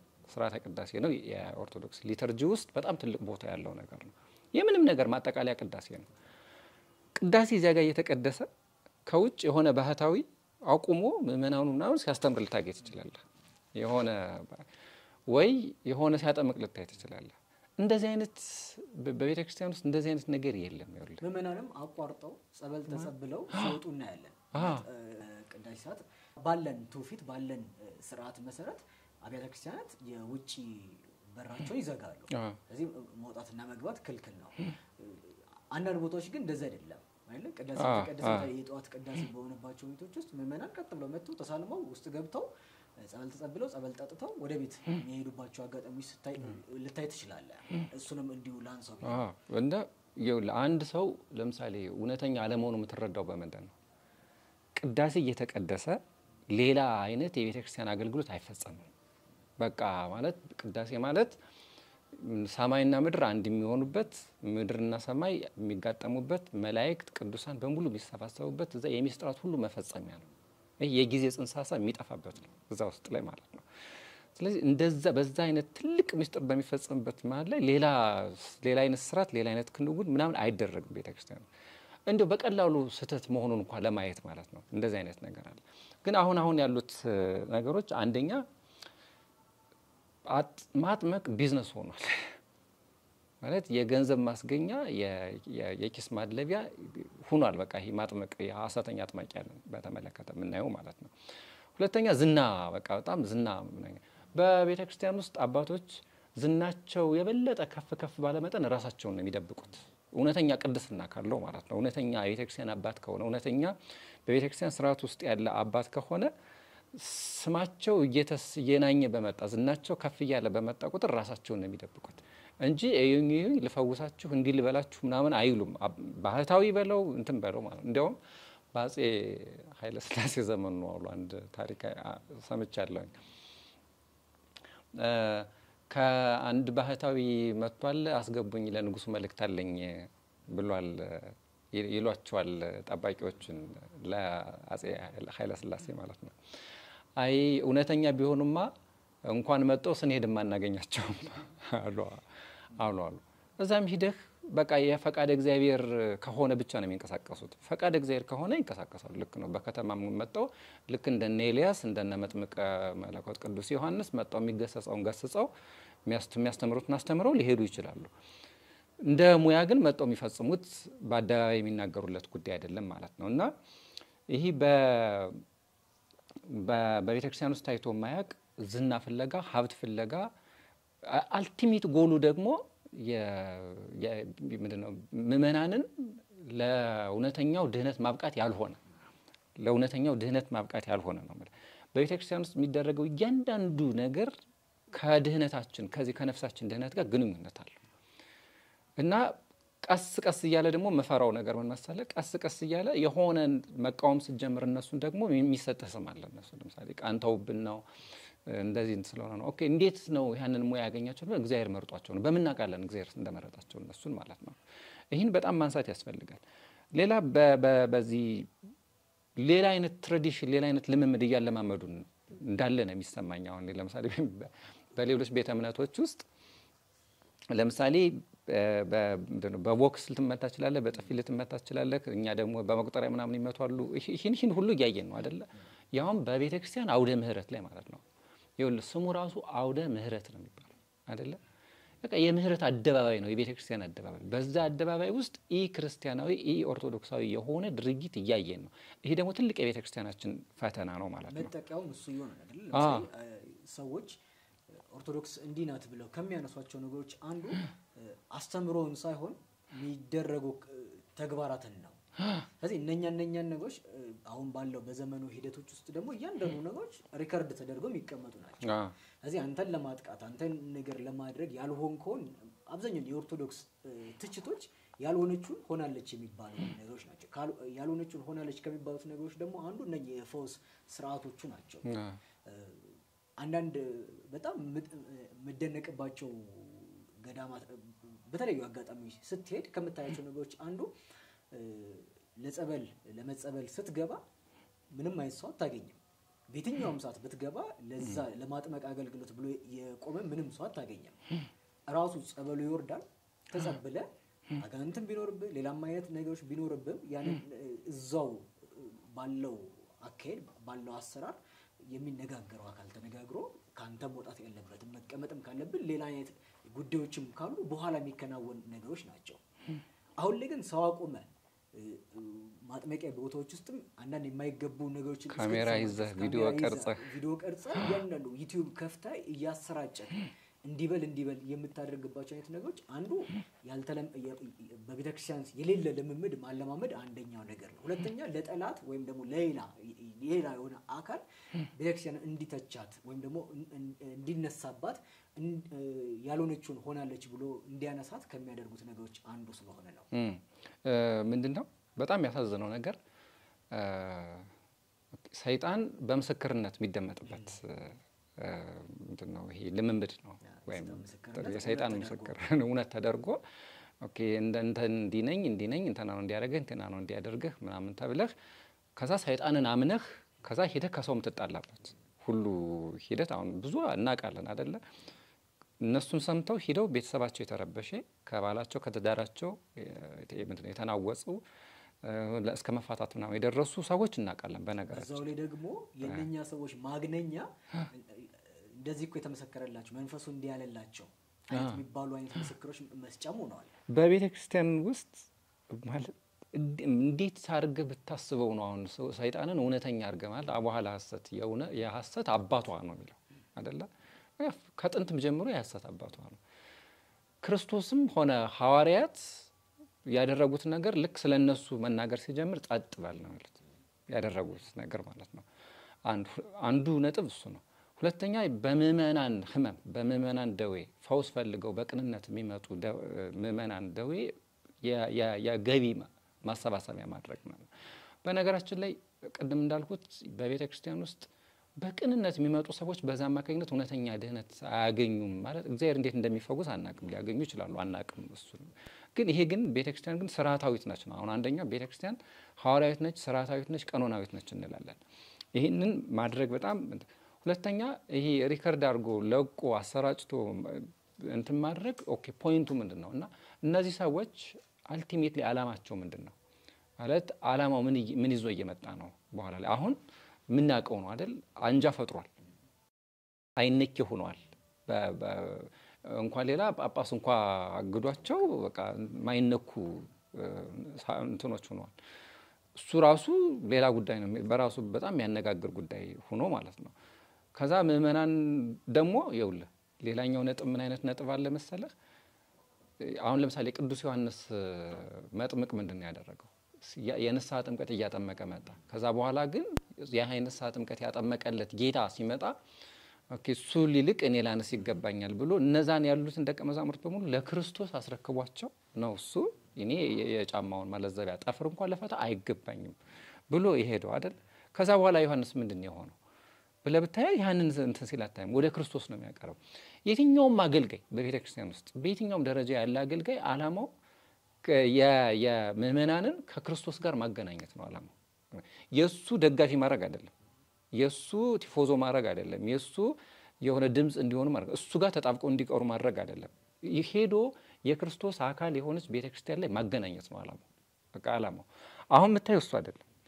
ይመጣሉ ከዛ የነሱ ደጋፊ ሆነው እዛው ይቀራሉ ማለት ነው ማለት ሲበዘበዙ በነፍስም በስጋም ሲበዘበዙ ይቀራሉ ማለት ነውና ይሄንን አንተም እንደው ሐሳብ በሰጥበት ጥሩ ይመስለኛል በዚህ ጉዳይ እንግዲህ የመብዛታቸው እንደው የመበርከታቸው ዋናው ጉዳይ ከቤተክርስቲያን ጥቅም ይልቅ የነኚህ የግለሰቦች ጥቅም መብዛቱ ነው ምክንያቱም የምናየው ነገሮች እነሱ ስለሆነ ሀብት ማግበስበስ በመንለው አይነት ሂደቶች ውስጥ ያሉ ቅድም አንተም እንዳልከው የማይታዘዙ አይደለም ከሊቃነ ጳጳሳት ደረጃ ትእዛዝ የማይቀበሉ ይልቁኑ እስከ ማስፈራራት የሚደርሱ ህዝብ በብዛት ያያዙ ለምሳሌ አንዳንድ ቦታዎች ማትሄድባቸው ቦታዎች እኮ አሉ አይደል ማትሄድባቸው ስል እንደው ሄደ ልትታደም ትችላለህ ከዛ ውጪ ግን የምናውቀው ስርዓተ ቤተክርስቲያን ከመፈጸም አኳያ ግን ከዛ ውጪ የሆኑ ጉዳዮችን ሲፈጽሙ እሳይሳይ ካልሆነ በስተቀር ለመተችተም ሆነ ነገር ለማድረግ አንተ ማተልባቸው ይቶች አሉ ስለዚህ እነኛ አንዱ የመጡት የመብዛታቸው የመበራከታቸው ጉዳዮች ከጀርባው ያንን የሚያደልብ ሌሎች ኃይል ስላለው ነው ያም ደግሞ የስጋ ፈቃድን የሚያስፈጽመው የገንዘብ አንድ ሰው ለሁለት ጌቶች መገዛት አይችልም እንደተባለው ወይ ገንዘብን ወይ እግዚአብሔርን ሰው ለሁለቱም ተገዝቶ ይሄ ሲባል ገንዘብ አያስፈልግም ወደሚሉ እንትኖች ውስጥ አይደለም ጉዳያችን እሱ ስላልሆነ ነው ግን ዓላማው ግቡ የዚህ ሁሉ ነገሮች ውስጥ ቀደም አንተ እንዳልከው መጨረሻ የሆነን ሰው መድረስ ያለበትን ክርስቶስን ማየት ሲገባው ወይ ደግሞ ቅዱስ ሥጋውን ክቡር ደሙን ተቀብሎ ወደዛኛው ህይወት መሸጋገር ሲገባው ያንን መንፈሳዊ ህይወትን እንዲያስቀጥል ማድረግ ከሚገባው ይልቅ አብዛኞቹ ነገሮች ወደ ራሳቸው ያደርጉታል ስለዚህ እነኛ ጉዳዮች ደግሞ የስጋዊ ጥቅም ከማግኘት በዘለለ ለምእመናን በስጋም በነፍስም ተጎርተው ተጎሳቁለው ታመው መጨረሻ ላይ ከሆነ እውነተኛው መዳኛውን አውቀው ወደዛኛው ሲሄዱ አብዛኛው ግን ቤተክርስቲያንን እንዲጠሏትና ከቤተክርስቲያን ህብረት እንዲወጡ መንገዶች እየተፈጠሩ ነው ያሉት ስለዚህ ይሄንን በደንብ ልናስብበት ያስፈልጋል ባይ ነኝ እዚህ ጋር ትንሽ ነጥብ ለመጨመር ያክል አንደኛ የሚደረገው ነገር በሙሉ እንዴት ነው ሰይጣንን ማናዘዝ ሳይሆን አላማው በየትኛውም ቦታ ክብረ እግዚአብሔር መግለጥ ነው አይደለ አንደኛው ነጥብ መነሳት ያለበት ነጥብ ማለት ነው ስለዚህ የእግዚአብሔር ክብር ይገለጣል ወይ በዛ ነው ሁለተኛ በቤተክርስቲያን ስርዓት ውስጥ ማለት ቤተክርስቲያን ስርዓት ሁሌ ምለው ነገር ነው ቤተክርስቲያን ስርዓታዊት ነች እና ቅዱስ ጳውሎስ እንደሚለው ሁሉ በአግባብና በስርዓት ይሁን ነው የሚለው ስለዚህ በዛ ስርዓት ውስጥ የማይገዛ ሰው የቤተክርስቲያን ስለዚህ ለእውነተኛው የቤተክርስቲያን ዓላማ ቆም ያለው ሊል አይችልም በነገራችን ላይ ከስርዓት እየወጣህ ለስርዓት ሌላ ስርዓት እየሰራህ ልክ አይሁድ አንዱ ችግራቸው ሌላ ሰዋዊ ስርዓት እያቆሙ ከዛ ግን ለእግዚአብሔር እንደቆሙ ነው የሚሰማቸው እነሱ አሁን የሚደረገው ነገር እንደሱ ነው ስለዚህ ለምሳሌ የቤተክርስቲያን መዋቅር አለ ማለት አባትህን ወይም የጳጳስን ምንድነው ትእዛዝ እንደዚህ ሳታከብር ለቤተክርስቲያን ልትቆም አትችልም ሌላ በጣም የሚደንቀኝ ነገር ግን ለትክክለኛነታቸው ማረጋገጫ የሚሰጡት አንደኛው ጀስቲፊኬሽን ምንድነው ታምር ማድረጋቸው ነው አይደል ፈውስ ማድረጋቸው ነውና ታምር ማድረግ በጣም ትልቁም ነገር አይደለም በቤተክርስቲያን ውስጥ ታምር ማድረግ የሃይማኖትን ማጽኛ መንገድ ነው እንጂ በጣም ትልቁም ነገር አይደለም በነገራችን ላይ ማለት ነው ለምን እንደዛ እንደምል ትንሽ ላብራራ ታምር ማድረግ የሆነ ነገር የእውነተኝነት ማረጋገጫ አይደለም ባጭሩ ለምንድን ነው እንደዛ ብለው ለምሳሌ የፈርዖን ጠንቋዮች ታምር አድርገዋል እኮ ጠንቋይ ታምር ያደርጋል ልክ ነው ያደርጋል እውነተኛ ታምር አይደለም በኋላ የሙሴ እንትን ምታት ያደርጋል በቃ ምንድነው ቅዱስ ጳውሎስ ራሱ ሰይጣን ራሱ የብርሃን መልአክ መስሎ እስኪመጣ ድረስና ድንቅ ነገሮችን ያደርጋል እስኪል ድረስ ሆኗል ራሱ ጌታ ራሱ የተናገረው ምንድነው በመጨረሻው ጊዜ ኦኬ ይሄ ምንድነው የአባቴን ፈቃድ የሚያደርጉ እነሱ ይድናሉ እንጂ በስሜ ምን ያደርጉ ጌታዊ የሚሉ ታምራትን የሚያደርጉ የሚሉ ሚድኑ አይደሉም ነው ያለው ጌታ ከጌታ ቃል በላይ ምን ይምጣልን አሁን ለኛ እውነት ለመናገር ማለት ነው እና ይሄ ኦኬ ሐዋርያት ለጌታ ሂደው አጋንንት ገረሩ ለና አጋንንት ስለተገዙልን ብለው ደስ ብሏቸው ሲናገሩት ስማችሁ በመንግስተ ሰማያት ስለተጻፈ እንጂ አጋንንት ስለተገዙላችሁ ደስ አይበላችሁ ነው ያላቸው እኮ በቃ እሱ ቁም ነገር አይደለም በቤተክርስቲያን ውስጥ ቅድም እንዳልነው በይሄ ታምር ማድረግ ሰይጣንም ሊያደርገው የሚችለው ነገር ነው ይሄ እንኳን የማቴዎስ ወንጌል ምዕራፍ 24 ማንበብ እኮ በቂ ነው በመጨረሻው ዘመን ላይ ድንቅ ድንቅ ታምራትን በቤተ መቅደሱ ራሱ አድርጎ ሊያሳያችሁ ይችላል። ፀሐይን አቁሙ ሊያሳያችሁ ይችላል ተብሏል እኮ አይደለ? ስለዚህ ታምር ማድረግ የእውነተኝነት ማረጋገጫ አይደለም። በክርስቲያኖችም ሁላችንም ልንረዳው የሚገባው ነገር አንድ ሰው የሆነ ታምር ማድረግ ማለት ታምሩ ራሱ እውነተኛ ነው አይደለም ነው። የታምሩ ምንጭ ምንድነው ነው?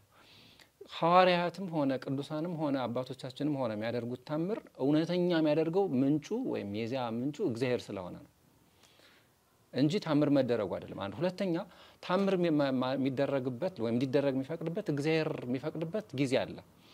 ለምሳሌ ለሆነ ምዕመናን ጥቅም ሊሆን ይችላል። የሆኑ ማያምኑ ሰዎች በዛ ምክንያት ለመዳን ለምሳሌ በገድለ ዜና ማርቆስ ላይ እንደዚህ አይነት ነገር እናገኛለን። አሁን ለነሱን ለማዳን ሊሆን ይችላል። ለተለያየ ዓላማ ታምር ሊደረግ ይችላል። ታምር ማድረግ ግን እንዲያውም ምን ይላል እኮ በወንጌል አይደለ? ምንድነው በመጨረሻው ዘመን ምንድነው ታምር ፈላጊ ይሆናሉ አይደለ የሚለው? የግሪክ ሰዎች ጥበብን ይወዳሉ፣ የእንትኖቹ ደግሞ ደግሞ ታምር ፈላጊ ይሆናሉ የሚለው እና እንዲያውም ታምር ራሱ መፈለግ ያለማመን ውጤት ነው። በነገራችን የምታመን ከሆነ ታምር በየቀኑ ነው የሚደረግልህ። የታምራት ሁሉ በቤተክርስቲያን ውስጥ እንደው ካስተዋል ነው መጨረሻ ካየ ነው በቤተክርስቲያን ውስጥ ምንድነው ስንዴ ህብስት ሆኖ ወይን ጽዋ ሆኖ ወደ ክርስቶስ ስጋና ደም ከመቀየር በላይ ታምር እኮ የለም።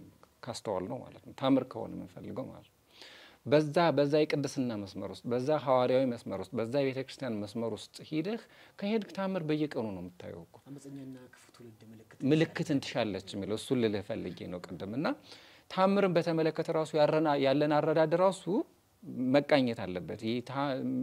ማንም ታምር ያድርግ የሆነ ባህታዊ ማለት በነገራችን ላይ ባህታዊ ብቸኛ ሆነ ማለት ነው አይደለ? የዘጋ ምንድነው መንኖ ጥሪት የናቀ ከዚህ ዓለም አሁን ግን ከተማ ውስጥ ሰብስቦ በአደባባይ እንትን ሲል እየዋለ ባህታዊ በሚባል ስም ይጠራልና አባ ጳውሊን ስናነሳ የበህቶና የመጀመሪያ መስራት ርዕሰ ባህታውያን ምንለው አባ ጳውሊ ረጅም ዓመት ምንም አይነት ሰው ሳያይ የኖረ መጨረሻ ላይ ደግሞ አባ አንጦንስ መጥቶ ስለ ዓለም ስላለው ነገሮች ሲያወሩ ምን ያህል የእድሜ ዘመን ልዩነት እንደነበረ ከምናይባቸው ጉዳዮች አንዱ እሱ ነውና በትክክል እነኚህን ምዕመናን ለተአምር ያለን አረዳድ ለተአምር በየጊዜው ይባላል። አንዳንዴ እነኚህን ነገሮች ማንሳት አዲስ ነገር እየተናገረን እንዳልሆነ ምዕመናን ሊረዱት ያስፈልጋል። አዲስ ነገር ሳይሆን ማስታወስ ያክል ግንዛቤ ያክል አንዳንዴ ከቤተክርስቲያን ትምህርት የሚያወጡ ሌሎች አዳዲስ ልምምዶችን ሲመጡ እንድናስተውለውና ይሄማ የቤተክርስቲያን ትምህርት አይደለም እንድንል ያደርገናል። ወደ ሌሎች ጉዳዮች እናልፋለን። ተመልካቾቻችን እንግዲህ እየተከታተላችሁ የምትገኙት አውደ ተዋህዶን ነው። ካፍታ ቆይታ ተመልሰን በዚህ ርዕስ የምንቀጥል ይሆናል።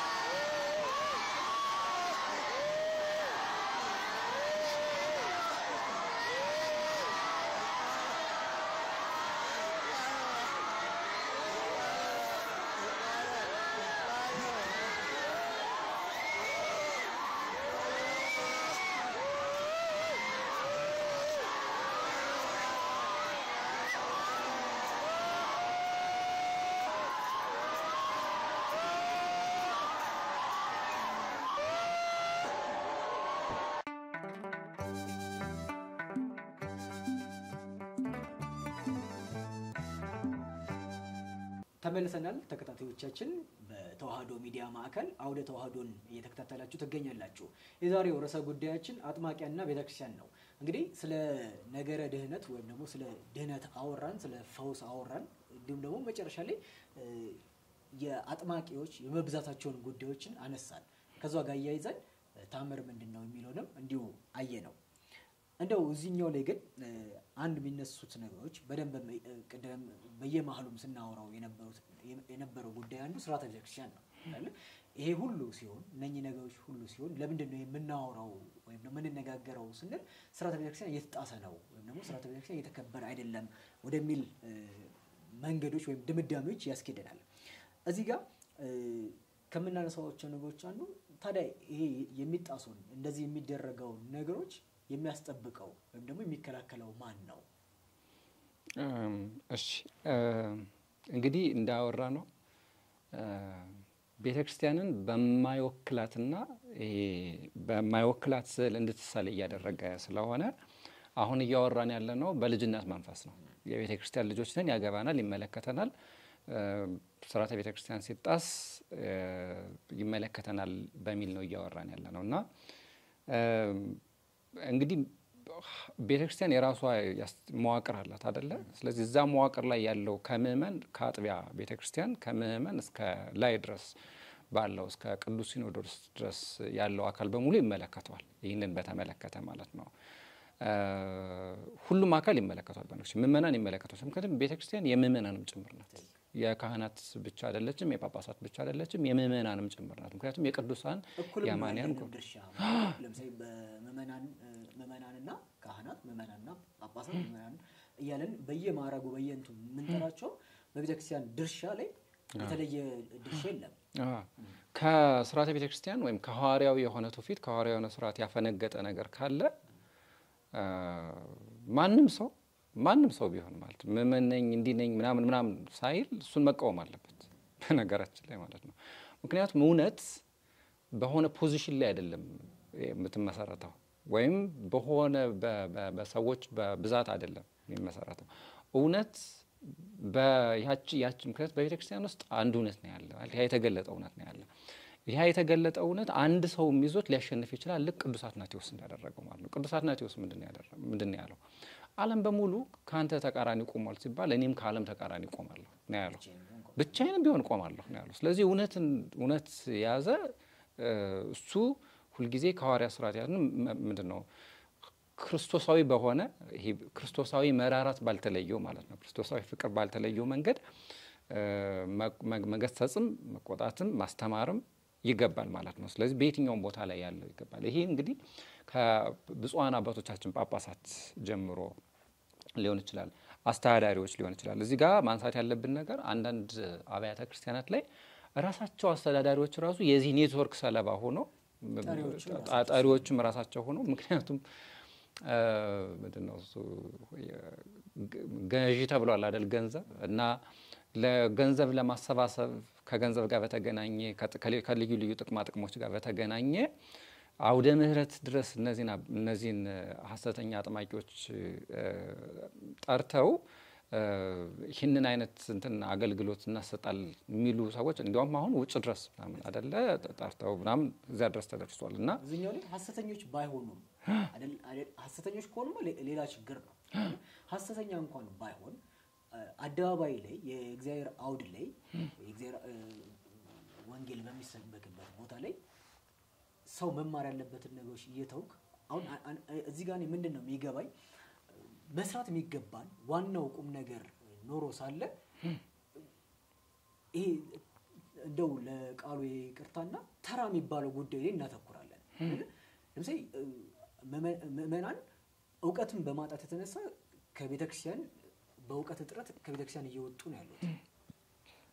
እሱ ላይ መስራት ሲገባ ስብከተ ወንጌልን ማስፋፋት በየሰንበት ትምህርት ቤቱ አስተማሪ የሌላቸውን አስተማሪ በመመደብ የሚማሩትን ነገሮች በትክክል በመቆጣጠር የሚያስፈልጋቸውን ነገሮች በትክክል ከማስቀጠል አኳያ ለወንጌል አገልግሎት የሚያስፈልጉትን በጀቶች ከመመደብ አኳያ እነሱን ትተናቸው ግን ይሄኛው ቀላል ስለሆነ አካሄዱም በጀቱም ሌሎች ነገሮችም ቀላል ነው። እነኚህ ነገሮች ለማምጣት የሚያስገኘው ውጤት ደግሞ ብዙ ነው። በስጋዊ ወንጌል ላይ የምትሰራው ጉዳዮች ግን እንትኑ ወጪው ብዙ ነው። ውጤቱ ደግሞ ቶሎ አይደለም የሚሆነው። ምናልባት ስራን ስለሚያስፈልግ ቶሎም ውጤት ልታመጣ ትችላለህ። ነገር ግን በስነ ስርዓት ከመስራት ይልቅ ውጤቱን ከማየት አኳያ ህንጻ ለማስገንባት ስትፈልግ አንዱ የምታረገው ነገሮች ገንዘብ ማግኛ ነው። ስለዚህ ወንጌል አስተምረ ሰው አስራት በኩራቱን እንዲያወጣ እንዲገባው ከማድረግ ይልቅ አቋራጩን ተጠቅመ ምእመናን ፈውስ ዛሬ ይደረጋል ጸበል አለ እንዲህ ስትለው ሁሉም ሰው ይሄ ቁስል ስላለበት ህመም ስላለበት ዘሎ ይመጣል ያንን ጉዳይ የውቀት የማነስ ጉዳይ ስላለ ሁሉም ሰው ይመጣልና መባውንም አስራቱንም የሆነ ነገሩንም ብለኸው ባልገባው መልኩ የመሰብሰብ ጉዳዮች ይመጣሉ እና እሱንም እንዲሁ በማል ላንሳው ከሚላኳኝ በጣም ጥሩ ሐሳብ ነው ያነሳው እንግዲህ ቅድም ብያለሁ በጣም ብዙ የተሳከሩ ነገሮች የተደበላለቁ ነገሮች አሉና የቤተ ክርስቲያን ዋና ዓላማዋ ዋና ተልእኮዋ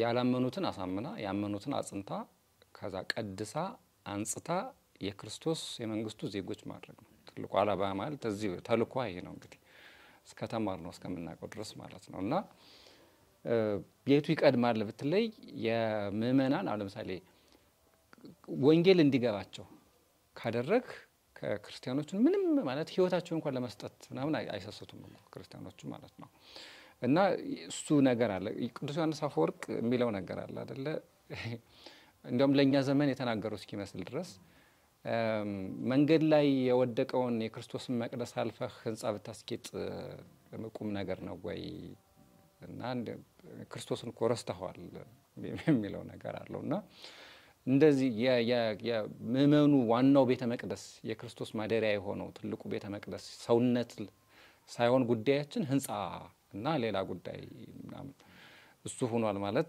በጣም እሱ ላይ ሌላ ጊዜ እንመለስበት ይሆናልና እሱም ራሱ እንደ ተጠበቀ ሆኖ ማለት ነው የቤተ ክርስቲያን ያው ቤቴ ጸሎት ቤት የምስጋና ቤት የሥርዓት አምልኮ ቤት እንጂ የወንበዴዎች ዋሻ አይደለችም ብሎ ጌታችን አምላካችን መድኃኒታችን ኢየሱስ ክርስቶስ ያጸዳው እኔ ያቃለሁኝ አንድ አሁንም ያሉ አንድ ብፁዕ ሊቀ ጳጳስ ማቀንተን አለ አስቁመዋል በቃ የቤተ ክርስቲያን አውደ ምህረት የክርስቶስ የመንግስቱ ወንጌል የሚሰበክበት ነው እንጂ ይሄ የልመና የገንዘብ የምናም እንደዚህ ምናም የሚከወንበት እንትን አይደለም ብለው ጉዳያችን የነገር አጥማቂያን እንትኖች አሁን ስለምናይ ስለሰማን ስለምናቅ ነው ጠርተው የሆነ ቤተክርስቲያን ወይ ምንድነው የሚያልቅ ህንጻ ካለ ወይ የሆነ የሚሰራ ቤተክርስቲያን ምናምን ካለ በመኑ ደግሞ እንግዲህ ሴንሲቲቭ ነው አይደለ ደግሞ የታመመ ሰው ድህነት መፈለጉ ተፈጥሯዊ ነገር ነው በዛ ተስፋ እንትን ማድረጉ ማለት ነው እሱን ሰስብልቱን እሱን ሳይኮሎጂካል እንትን ተጠቅሞ እንደዛ አይነት ማድረግ አለ እናቃለን አይደል አዲስ አበባ አብያተ ክርስቲያናት እንኳን እነሱን ጋብዘው ጸበል ያስጠመቁ በዛው ያው የእንትኑ ተካፋይ የነበሩ አስተዳዳሪዎች እንደነበሩ እናቃለና አስተዳዳሪዎችም ቁርጥ ያለ የቤተ ክርስቲያንን ስርዓት ቢያስከብሩልን ደስ ይለናል ይሄን በተመለከተ ከዛ ግን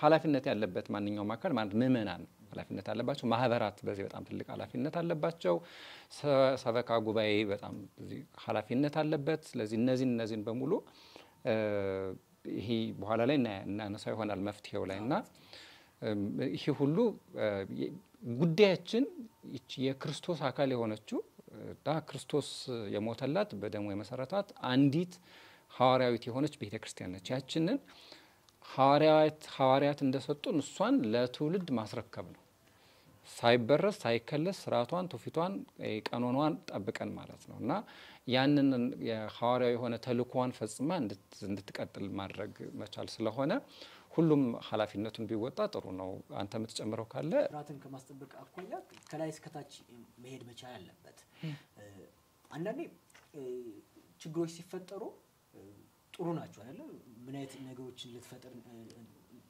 በየክርስቲያን በርግጥ ለእያንዳንዱ ጉዳዮች መዋቅር ሰርታ አዲስ አይደለችም ለዚህ ጉዳዮች ይሄ ቢመጣ በምን አይነት መልኩ ሊሆን እንደሚችል ከማሰብ አኳያ ነው ብዙ ነገሮች በመዋቅርም በምንም የተሰሩት ማን ያጥምቅ ማን ያቁርብ ማን እንዲያደርግ የመመናን ድርሻ ምንድነው እያንዳንዱ ነገሮች ቤተክርስቲያን ስታመጣ ስርዓታዊት ከመሆኑ የተነሳ መዋቅራዊ ከመሆኑ የተነሳ በሚደረጉ ሂደቶች ናቸው እነኚህ የመጡት ስለዚህ ይሄን ተላልፎ በሚመጡት ሂደቶች ውስጥ ከአንድ ተራ መመን ይልቅ እዚህ ጋር ቀደም እንዳነሳ ነው የመመናን ድርሻ ለቤተክርስቲያን ከሌላው አኳያ እኩል ነው ብለን ብናስብም ግን ውሳኔ በመስጠት ያንን ነገሮችን ተሰሚነት በማሆን ደረጃ አንዳንዴ የልጅነት ጥያቄህን በአባታዊ ትክክለኛ ምላሽ በመስጠት ደግሞ ማረጋገጥ መቻል አለበት።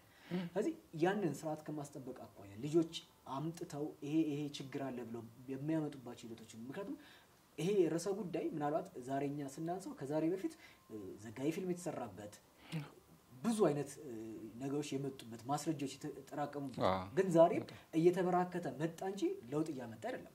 እንደውም በቅርቡ ራሱ ያየነው ቪዲዮም ነበር አይደለም ምናልባት በመሃል አስገብተን ምዕመናን ካላዩት እንዲያዩት እናደርገዋለን።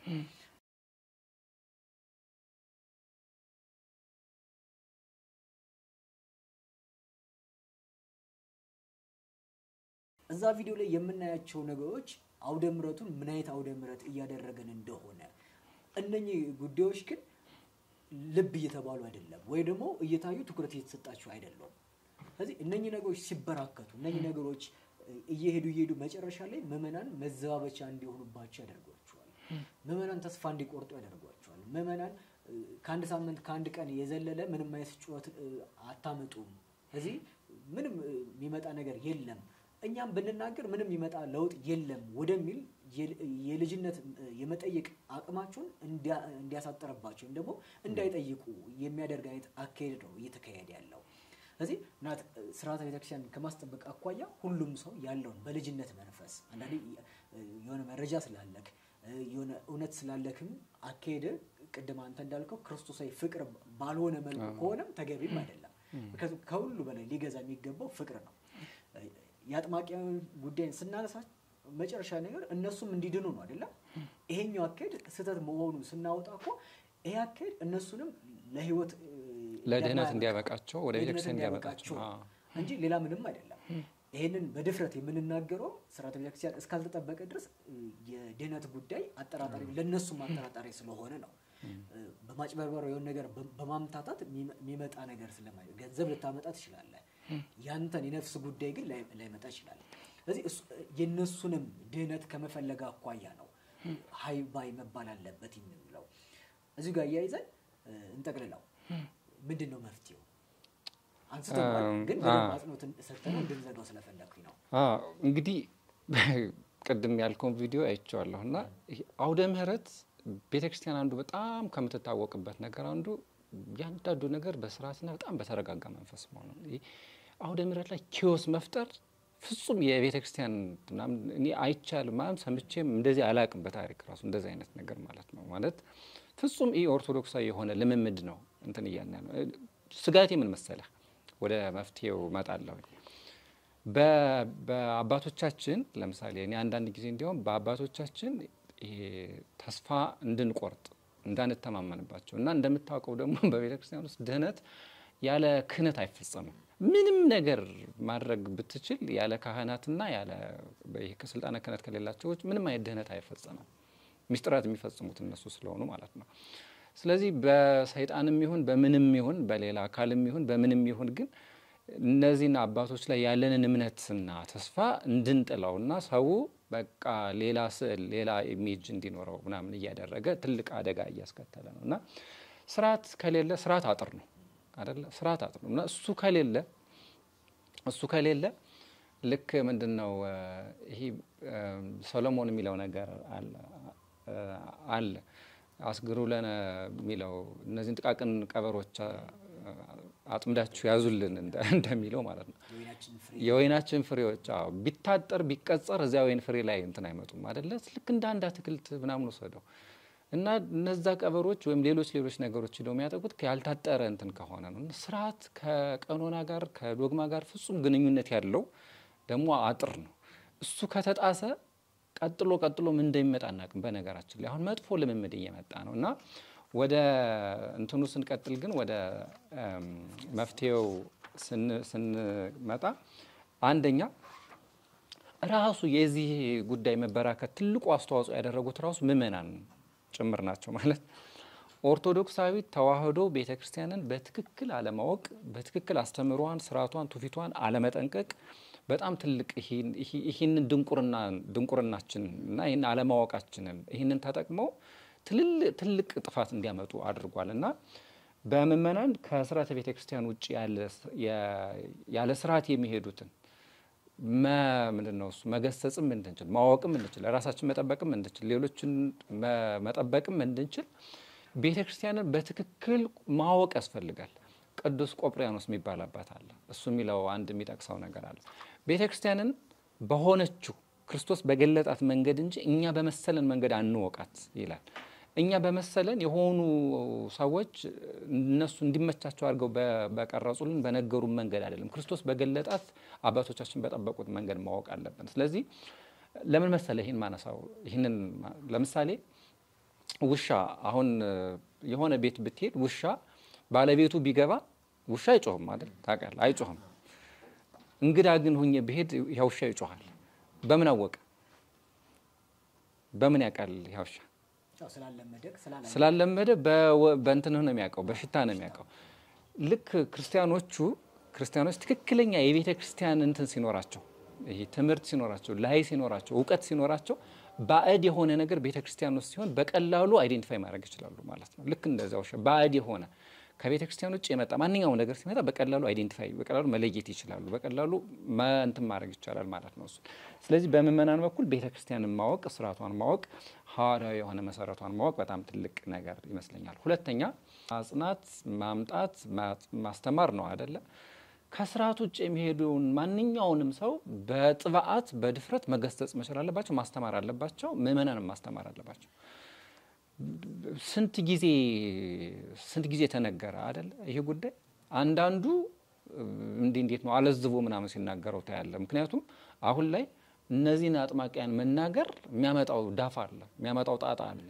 ምክንያቱም ማአት እንትን አስቀምጠዋል። ሰምተናል እኮ በተለያዩ ዶክመንተሪ የግል እስር ቤት ድረስ እስከ ማዘጋጀት የደረሱ የተለያየ ሰራዊት ስንል ይሄ ደጋፊ እንትን ብለው የስም ማጥፋት የምናምን ይሄንን እንትን ለማድረግ ችላ የሚባል ነገር አለ። ግን ጉዳዩ የክርስትና ጉዳይ ነው።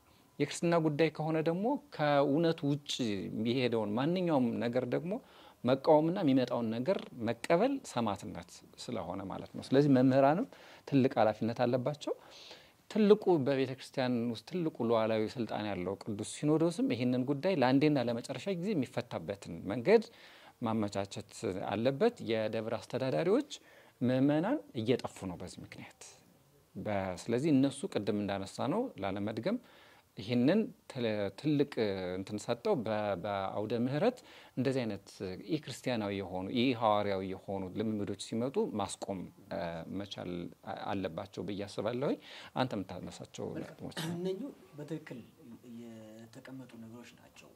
ትልቁ ጉዳይ አንድ ሰው ወይ ባለማወቅ ወይ በቸልተኝነት ነው አንድን ነገር የሚያደርገው። ስለዚህ ባለማወቅ የሚፈጠሩትን ነገሮች በእውቀት ማስተካከል ይቻላል፣ ምንም ጥርጥር የለውም። በቸልተኝነት ሆነ ብሎ ግን የሚያደርግን ሰው ደግሞ እርምጃዎችን በመውሰድ ወይም ደግሞ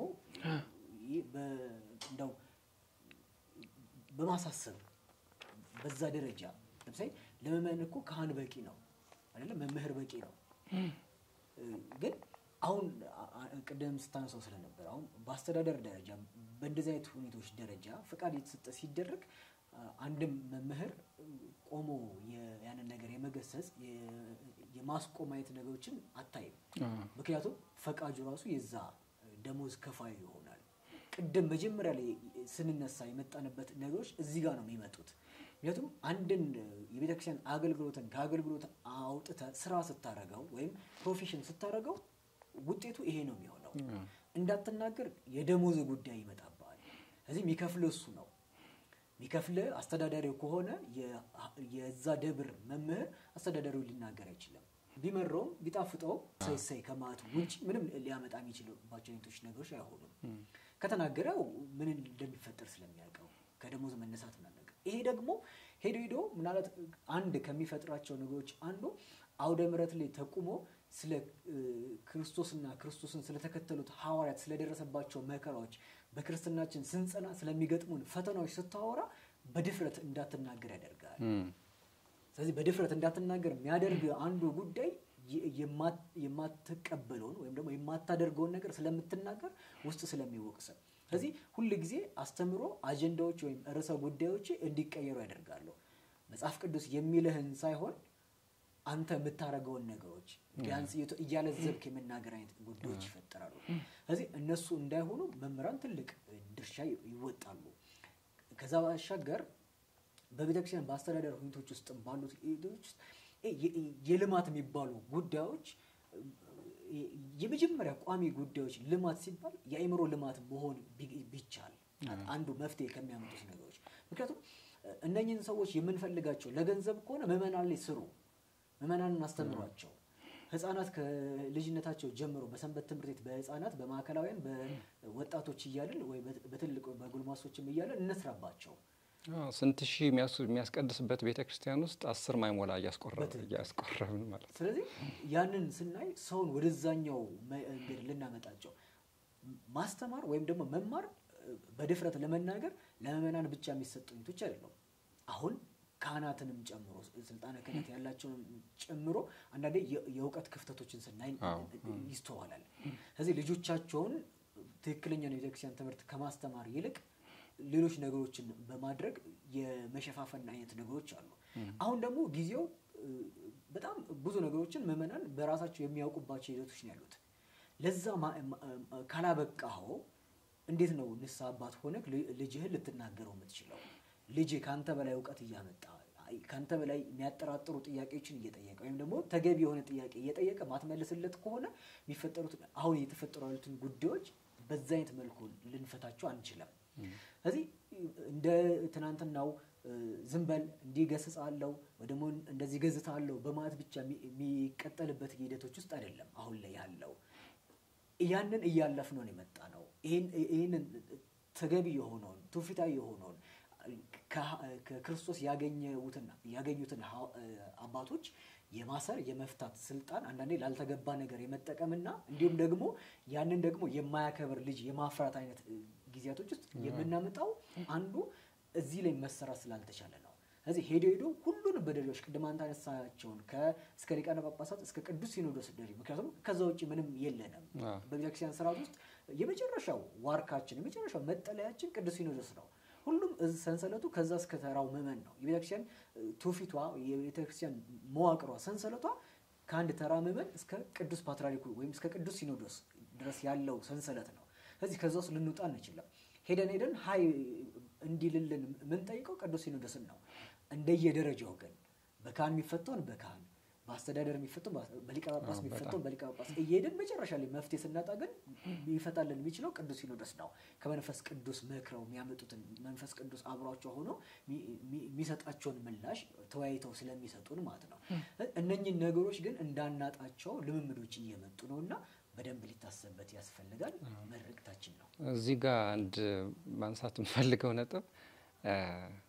በስመ ኦርቶዶክስ ማለት የኦርቶዶክሳዊ ነገር አለ እና አንድ ፋዘር ሴራፊ የሚባል አባት አለ እና every heresy has its own spiritual root የሚለው ነገር አለ ማንኛውም ኑፋቄ ይሁን ከቤተክርስቲያን ውጭ የሆነ የክርስቲያናዊ የሆነ ነገር ሲመጣ ለቅድም እንዳልነው ሰይጣን ሲመጣ የብርሃን መልአክ መስሎ ይመጣል አይደለም የሚለው ስለዚህ ከኦርቶዶክስ ውጭ ነኝ ብሎ ሊመጣልህ አይችልም አሁን ሐሰተኛ አጥማቂያን በተመለከተም ስናነሳ ራሳቸውን እንደ ራሳቸውን አይዴንቲፋይ የሚያደርጉት አዝ አን ኦርቶዶክስ ነው እንደ ኦርቶዶክስ ነው አይዴንቲፋይ የሚያደርጉት እና ይሄ በስመ ኦርቶዶክስ የሚመጣ በሙሉ እውነተኛ ኦርቶዶክስ አይደለም ቢለውን ምዕመናን ቢወስዱት አንድ ሁለተኛ ቤተክርስቲያን በአጠቃላይ ፈተናዎቿ ከሁለት ነው የሚመጡት ከውጭና ከውስጥ ነው የሚመጡት ውስጡን በብዙ መንገድ መከፋፈል ይቻላል አሁን ግን ራሱ እነዚህ የሐሰተኛ አጥማቂያና ባህታውያን የሚባሉት ራሱ የቤተክርስቲያን አንድ ትልቅ ፈተና ሆነዋል በእኛ ዘመን ይሄንንም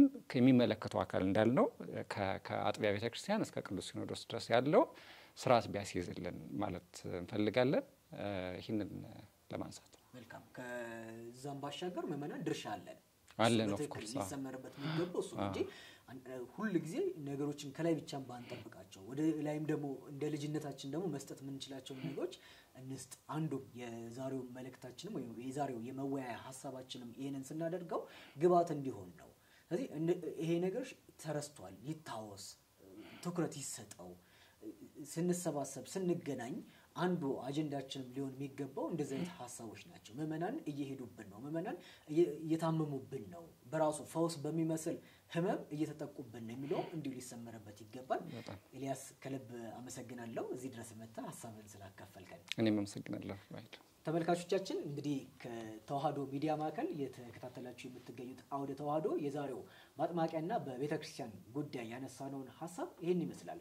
በጨዋነት ክርስቲያናዊ ስነ ምግባርን በጠበቀ ሐሳብ አስተያየቶቻችሁን ከስር እንድታደርሱን እንጠይቃችኋለን። እንዲሁም ደግሞ ለአውደ ተዋህዶ እኔም ሐሳብ አለኝ አጀንዳ አለኝ ማለት የምትፈልጉም ካላችሁ ደውሉልን፣ አናግሩን። ተዋህዶ ሚዲያ ማዕከል እውነተኛ የተዋህዶ ድምጽ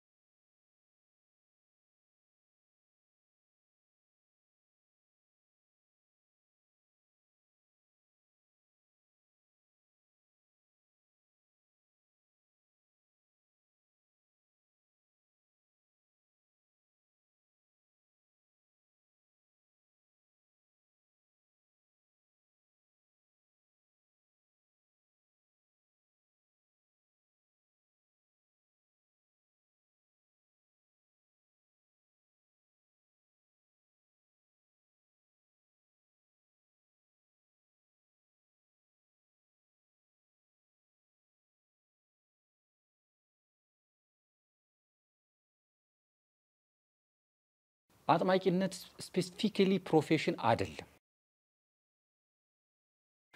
ከሁሉ በላይ ግን ምን አለ? ቅዱስ ሥጋ ክቡር ደሙ አለ አይደል? ማለት ከሱ በላይ የሆነ ምንም አይነት መድኃኒት የለም በቤተ ክርስቲያን ውስጥ ምንም አይነት መድኃኒት የለም። ከሊቃነ ጳጳሳት ደረጃ ትእዛዝ የማይቀበሉ ይልቁኑ እስከ ማስፈራራት የሚደርሱ ህዝብ በብዛት የያዙ ቅባ ቅዱስ የሚለው ምናምን ብለው ከየት ነው ያመጡት? በየትኛው ካህን፣ በየትኛው አባት፣ በየትኛው ጳጳስ፣ በየትኛው ስልጣነ ክህነት ባለው አባት ከብሮ ነው? በቤተ ክርስቲያን ውስጥ አባቶች ዝናቸው የበለጠ ከፍ ባለ መጠን ራሳቸውን ነው የሚደብቁት።